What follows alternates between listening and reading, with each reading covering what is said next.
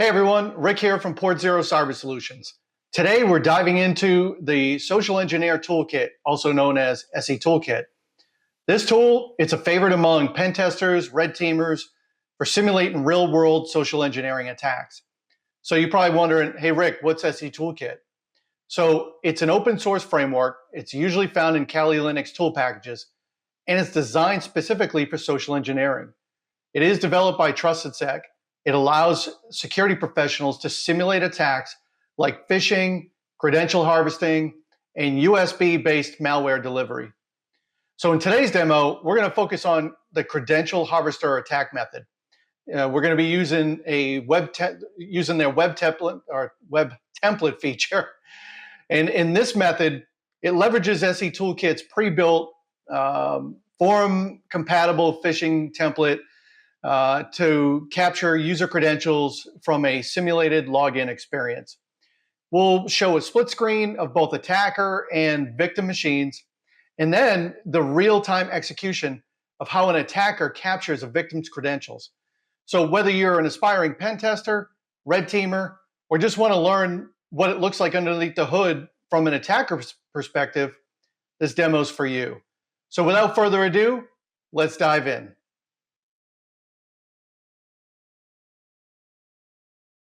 All right, so in this video, as you can see on the screen, we've got our Kali/attack screen on the left side, and we've got our supposed victim machine on the right side. So that way we can demo both from the attacker side and from the victim side and kind of show you, and as we go through this, of what everything kind of looks like and what it's going to look like going from the beginning all the way through the end, and all the results that come with it. So as you can see with this VM setup, we're using a Kali Linux virtual machine.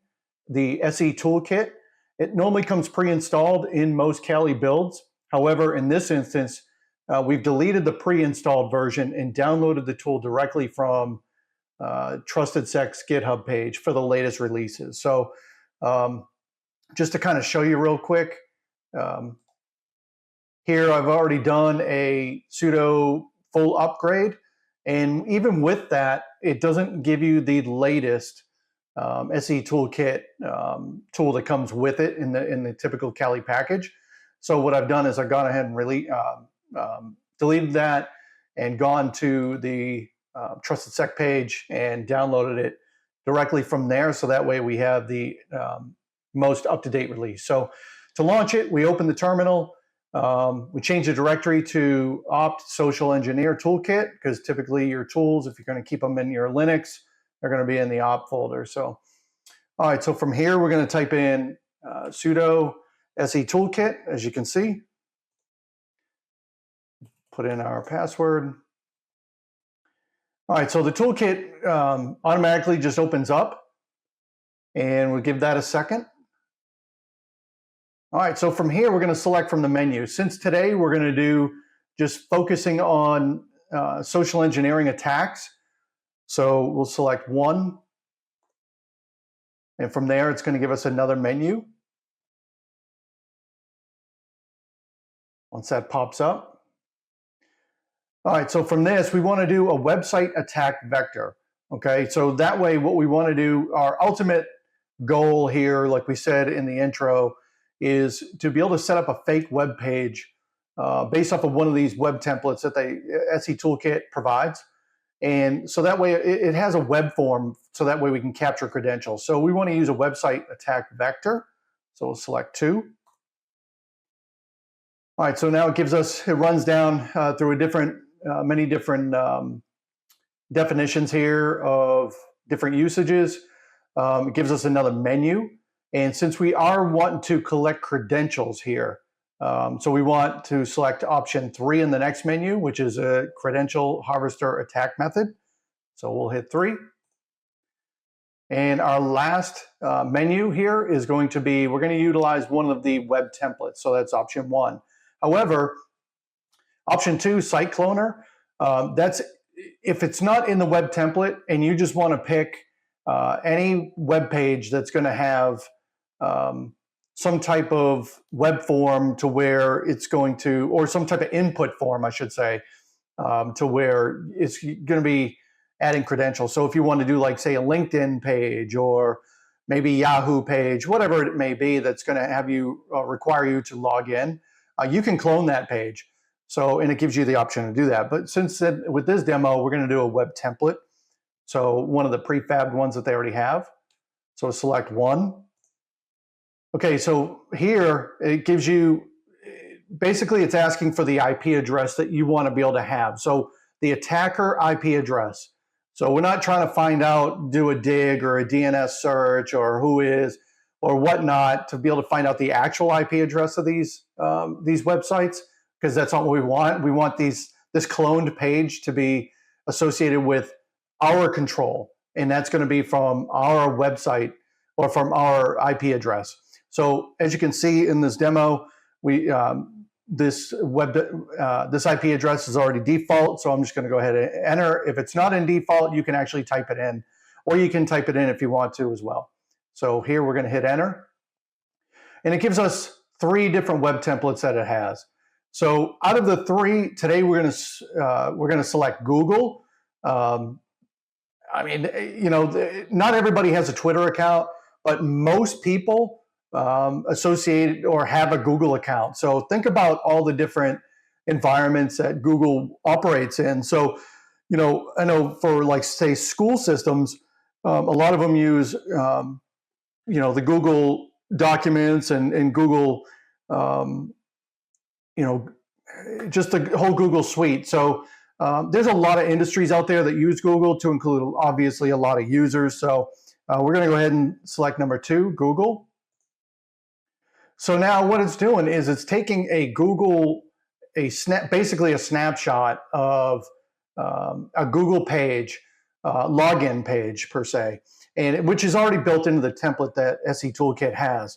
And so what it's doing is it's cloning it, and it's going to build one and it's going to attach the IP address, as you see in the middle of the attack screen here, for the 192.168.1.89. So for this demo, I don't mind you seeing that's a private IP address. You're not going to be able to get, you know, if you want to be able to attack that, you're probably not going to be able to get to it once I close everything out. So, so with this, it's, as you can see in the red, it says the best way to use this attack is if username and password form fields are available. Regardless, this captures all posts on a website. So this kind of, the blue verbiage down there, the Social-Engineer Toolkit, Credential Harvester attack, that's what we selected. The harvester is running on port 80, which is obviously an unsecure port, and information will be displayed to you as it arrives below. So as we move over to the right side of the screen, which is we're simulating the victim, let's just say, for example, I send out a phishing campaign, and this is what you'll typically see. Like, a lot of threat actors will utilize this, but even not just threat actors, but pen testers and red teamers can use this tool. They use this tool as well to be able to run campaigns inside an organization. So what's going to shake out here, and what we're going to be able to identify, is the end state result is what this provides for red teams and pen testers is a lot of metrics.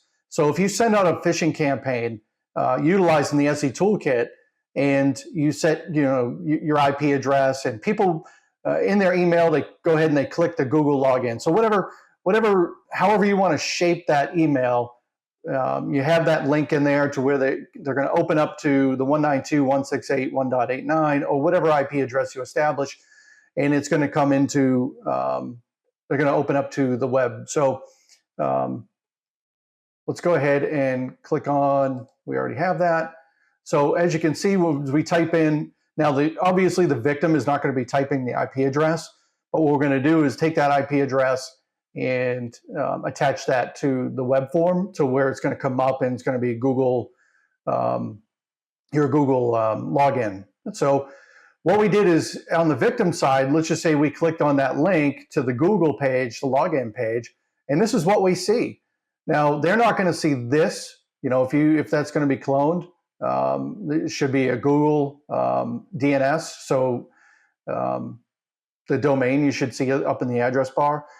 But for this purposes here, we see our IP address. So from the victim side, we've got our Google login page it's asking for the email and asking for the password. So now me as the victim, since I just opened up this page, we revert back to the attacker machine and see, look, we've got already, it's showing us that somebody has got a 200, which means it's okay. We've got an actual established connection here. Somebody actually clicked on our account. Now it's just waiting to see what's about to be fed into it. So we'll come back to the victim machine, and I'm just going to type in, just use something arbitrary, gparker@gmail.com. And then password, I'm going to type something in here, and we're going to see the results on the attacker page. So we'll just type in a password. And once we click sign in, obviously on the victim page, just as a side note, if for those that are watching and then just kind of new to all this, but this is just a side note. Whenever you get a prompt from your browser right here, asking you do you want to save your password, please just always hit no. Just be in a good habit of not saving your credentials in the browser, and that'll be for another demo that we'll do later on. But just get in the habit of saying no. Don't store it in your browser. Anyway, so this here, as a victim, we got to the Google. It still gives us a sign in and all that, so that could be kind of leery to the victim. However, that doesn't matter, because from the attacker standpoint, what we've got over here on our attacker machine is we've already got right here, possible username field found. Email, we put in gparker@gmail. Possible password field found. Password equals capital P, the ampersand, or I'm sorry, the @ symbol, the $2 for the S's, W0RD. That's what I typed in as a victim. And this is what we're seeing on the attacker machine. So as you can see, this as the victim, this is real time. So as the victim types this in, we're seeing all this on that left side in the attacker machine. Okay, so as an attacker, as we run a campaign, do we want to continue to just, close this out every single time? We can allow this to run, whether for whatever set time you want. So if you want to run this for a 24-hour campaign or whatnot, just leave this open. Don't close out of here. Don't close out of your attacker. That way you'll consistently see on this side right here, as more people log in, it'll continue to generate this type of output. Okay. However, down here at the bottom, it says when you're finished, hit Control-C to generate a report. So it isn't just saved on the screen. So we'll go ahead and hit Control-C. And when you see down here, it says file in XML format exported to, and it gives you the path where it's being exported to with the name of the file.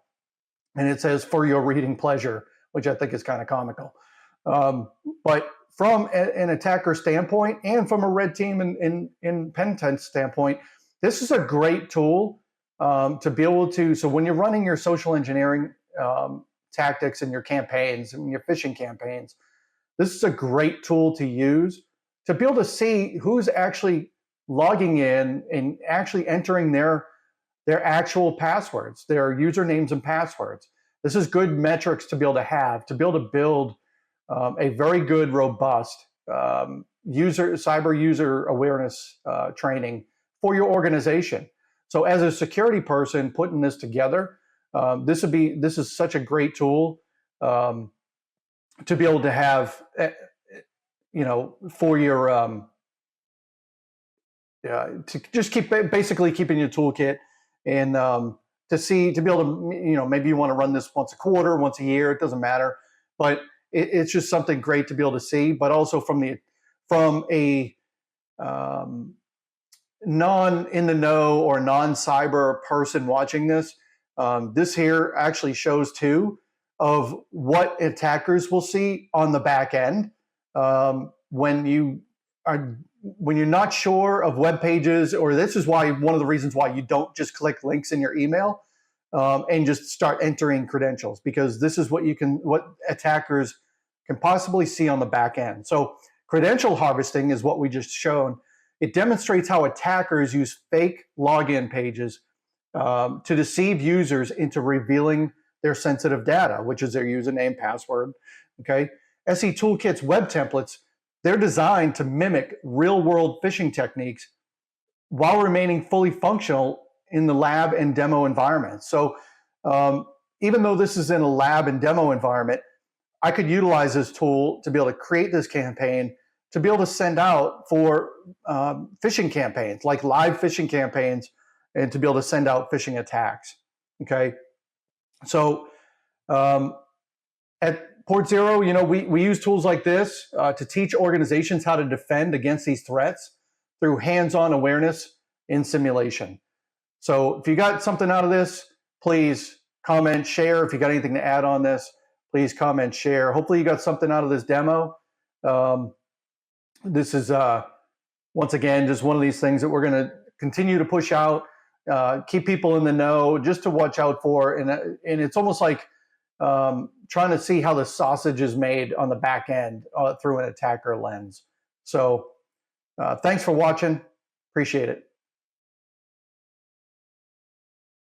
So as you can see, SEToolkit, it's a must-have tool in any ethical hacker's arsenal when it comes to social engineering. Just remember, big disclaimer, this is for authorized ethical use only. Never run phishing simulations without proper permission. So thanks for watching this Social Engineering Toolkit demo. Subscribe for more real-world demonstrations of cybersecurity tools from Port Zero Cyber Solutions. Stay sharp and stay vigilant.